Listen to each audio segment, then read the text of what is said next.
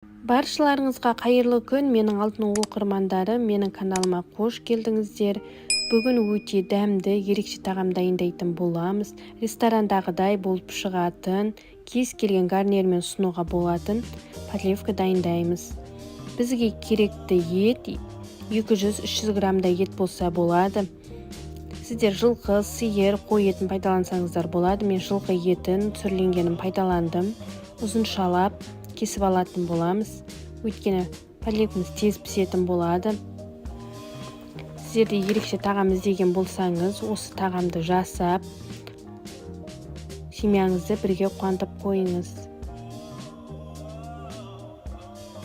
Маған тіркелмеген оқырман болсаңыз, маған тіркеліп, лайк басып, комментария жазып қалдырыңыздар.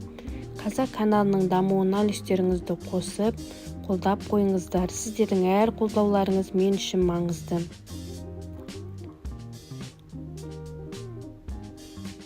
Менің каналым сіздерге өте пайдалы, тіркеліп, міндетті түрде өздеріңізге қажетті тағам түрлерін қарап пісіріп, ұнаған болса, өз пікірлеріңізді міндетті түрде қалдырып кетуді ұмытпаңыз. Алдағы уақыттарда жақсы рецепт түрлерімен бөлісетін боламын. Міне етімізді ұзыншалап турап дайындап алдық. Енді үстіне түрлі дәмдеуіштерімізді салатын боламыз. Мен етім тұз алған болғандықтан шымшым тұзымды, қара бұрышымды салдым. Соя соусын құйдым, бір қасықтай. Кукурузный крахмал салдым. Паприка салдым. Егер ұнатпасаңыз, паприка салмасаңыздар да болады, өз қалауларыңыз бойынша. Жақсылап бір келкі етіп араластырып алатын боламыз. Толығымен жақсылап араласу керек. Одан кейін түрлі түсті бағдаршам тәтті бұрыштарымызды турап алатын боламыз.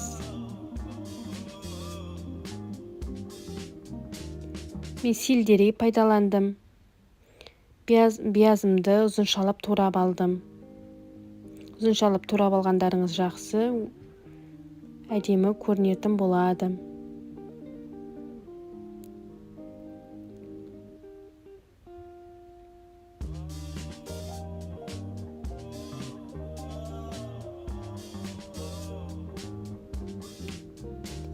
Отбасыңызға міндетті түрде пісіріп көріңіздер. Түрлі өздеріңіз ұнаған гарнирмен пісірсеңіздер болады. Күріш, картоп, макарондардың түрлімен пісіріп беріңіздер.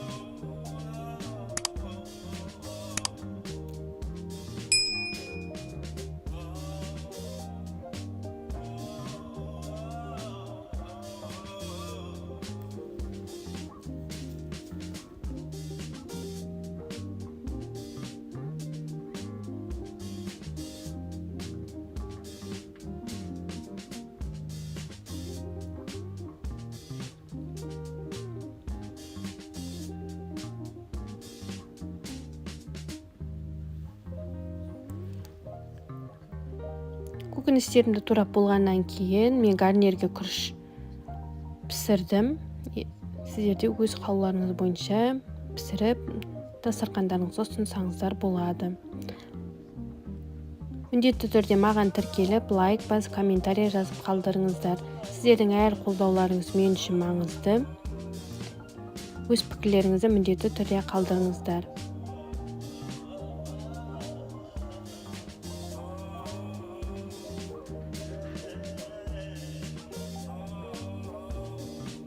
Өте дәмді болып шықты. Менің жаныма қатты ұнады.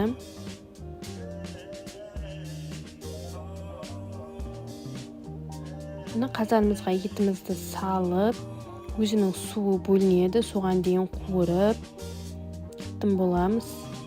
Біртіндеп көкөністерімізді сала береміз. Биязымызды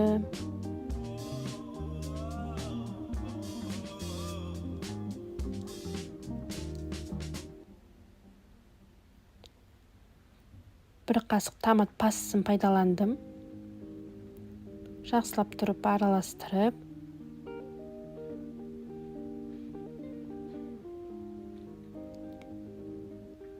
сельдерейімізді салып, түрлі бағдаршам тәтті бұрышымызды салып, жақсылап тұрып араластырамыз. Сіздер де міндетті түрде тәтті бұрыш пайдаланғанда түрлі түсінен пайдаланыңыз, өйткені тамағыңызға жақсы бір түс береді.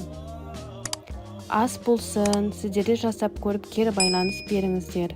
Келесі кездескенше сау